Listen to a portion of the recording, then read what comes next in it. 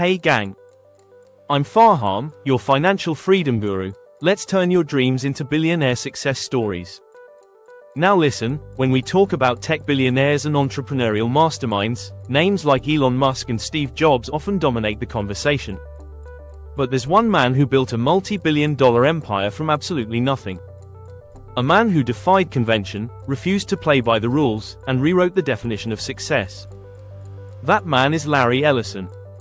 And today, we're diving deep into his unbelievable story, his struggles, his resilience, his rebellion, and how he built one of the world's most powerful tech companies from scratch, Oracle. This isn't just a biography. It's a roadmap for anyone who's ever been told they're not enough. Larry Ellison was born in New York City in 1944 to a single mother who couldn't afford to raise him. At just 9 months old, he was given to his aunt and uncle in Chicago and grew up thinking they were his parents. Imagine starting your life that way, confused, unwanted, and uncertain. But that's where greatness often begins, in discomfort, in adversity. He wasn't raised with a silver spoon. He didn't grow up with wealth. In fact, his adoptive father constantly told him he would never amount to anything. And guess what? That kind of criticism didn't break Larry, it fueled him. He became allergic to conformity and addicted to proving people wrong. In college, he dropped out. Twice. First from the University of Illinois, then from the University of Chicago. But dropping out didn't mean giving up. It meant opting out of a system that never fit him in the first place. He packed his bags and moved to California during the rise of the tech revolution. While others were chasing safe careers, Larry was chasing something bigger: independence, innovation, and impact. He worked odd tech jobs, including stints at companies like Armdahl Corporation and Ampex. It was at Ampex where he worked on a database project for the CIA called Oracle. That name would soon define his destiny. In 1977, with just $2,000 to $1,200 of which came from Larry himself, he co-founded Software Development Laboratories, which would later become Oracle Corporation. The vision was clear: to create a relational database that would revolutionize how businesses managed data. And here's where Ellison's genius shines. He didn't invent the concept of relational databases. That was the work of IBM's Edgar F. Codd. But Larry saw what IBM couldn't: how to commercialize the concept. He took the idea, made it better, and sold it like a rock star. That's what separates visionaries from inventors. Visionaries see the future and make the world buy into it. Oracle was one of the first companies to make SQL, the standard language for accessing databases, widely available. While other companies were crawling, Oracle sprinted. It became the fastest growing tech company of the 1980s. Larry's relentless ambition, no-nonsense attitude, and competitive fire made Oracle a monster in the software space. But the road was far from smooth. In 1990, Oracle almost went bankrupt.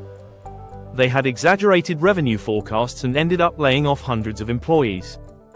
Most CEOs would have collapsed under the pressure. But Larry, he went into survival mode. He admitted the mistakes, restructured the company, hired the best talent, and came back swinging. Oracle didn't just survive, it thrived. They began acquiring companies left and right.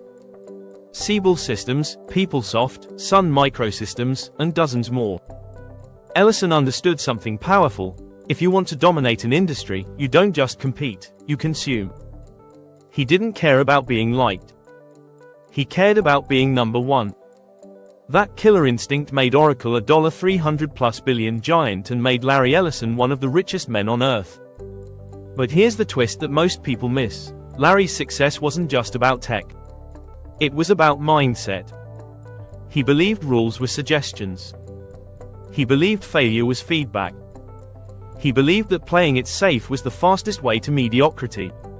And most importantly, he believed that if you want to live a legendary life, you have to be willing to take legendary risks.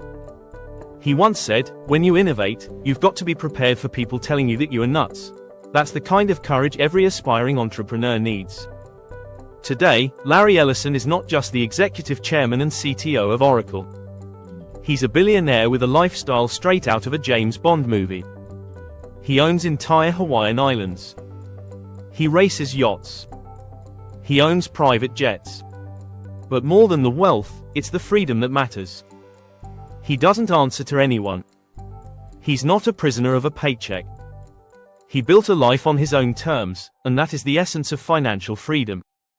And let's not forget, he did it without a formal degree, without connections, and without anyone handing him a roadmap. He built his empire brick by brick, idea by idea, risk by risk. And that's what makes his story so powerful for all of us. Because if he can do it, starting from nothing, rejected by many, underestimated by most, then what's stopping you? You see, Larry's main aim wasn't just to make money. It was to win. To create. To conquer. He wanted to outthink, outwork, and outlast everyone in his path. That's why he spent billions acquiring rivals. That's why he reinvested into R&D. That's why he stayed hands-on even after stepping down as CEO. Because for Larry, the game never ends. The thrill isn't in the money. It's in the mastery. His story teaches us that success isn't about where you start, it's about how hard you're willing to go, how bold you're willing to think, and how long you're willing to keep pushing after everyone else gives up.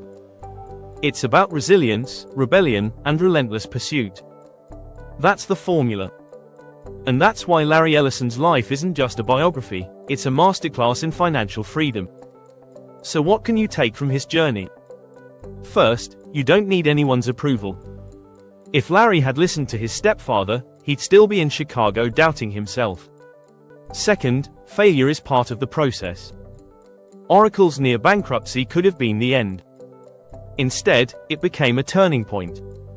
Third, innovation beats imitation. He didn't invent databases. He reimagined them. And lastly, play big or go home. Larry Ellison didn't chase small dreams. He went for global dominance. He didn't ask for permission. He didn't fear rejection. He focused on impact. So if you're out there thinking about launching your own business, building your brand, starting a side hustle, or investing in something risky, remember Larry.